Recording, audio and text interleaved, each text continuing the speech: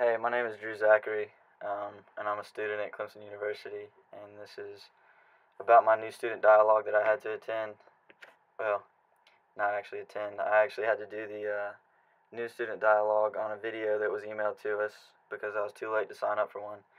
Um, and this video was sent to us about a girl named Shimamanda Adichie. I hope I'm saying that right. I'm not really sure how to, but it was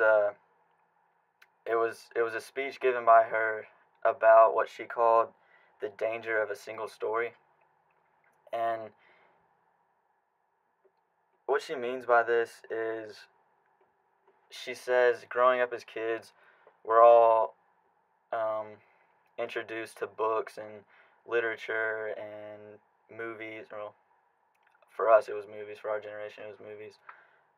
That kind of, as kids, while we're developing, put a story in our mind, and whatever that story's about, whatever the view of it is in the movie or in the literature or book, um, she says is what the kids grow up believing.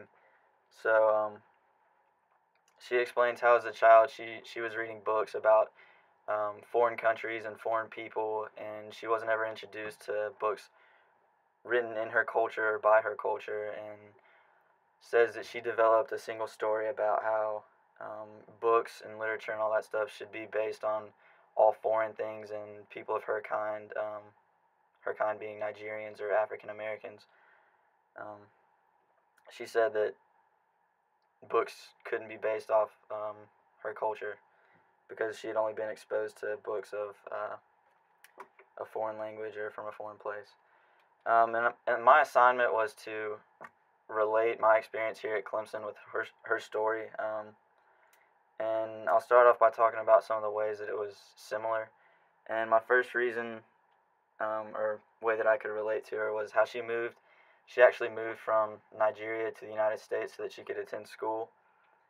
And so she moved from a place that she was familiar with, her hometown, to a foreign place, the United States. And I could kind of relate to that.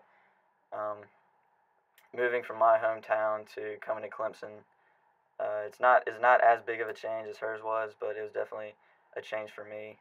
Um, she did that about the same time that I moved to I moved to Clemson around 18, 19.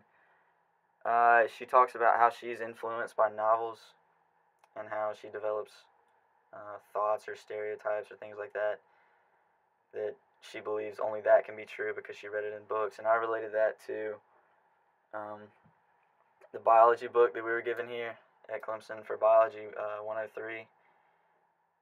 I didn't develop a single story, but I thought to myself, if I didn't have a religion, if I didn't believe in God and how the earth was created, that reading this biology book could definitely develop a single story in my mind that evolution was the way that this earth was created with the Big Bang Theory and all that gibberish. Um, so that was the way I related it to my experience here in Clemson. I also related her story to an incident that happened with me in the elevator in my dorm. Kind of a stereotypical view of all Asians is that, at least for me, I have a hard time distinguishing Asians.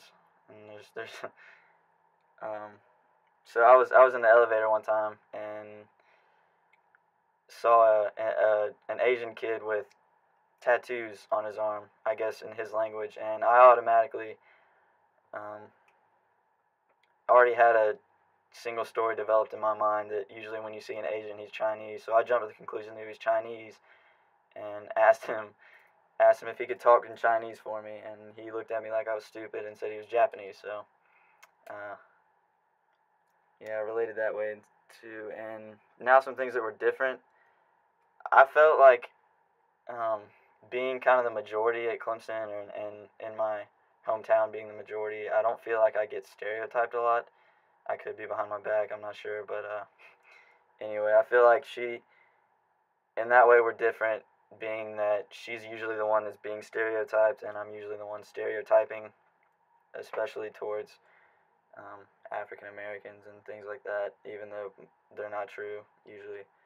Um, I'm not exactly an avid reader like she seemed to be. She was really interested in reading and literature and all that stuff, and I couldn't really relate to her in that way.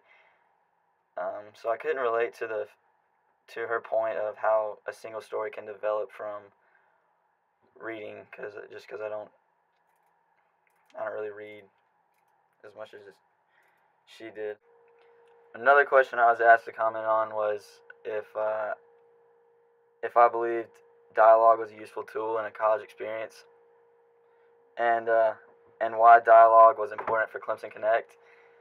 And yeah, I think dialogue is useful on a college campus, and I believe that Clemson Connect chose to talk about dialogue because it's important for people to display feelings and emotions and stuff like that, and beliefs.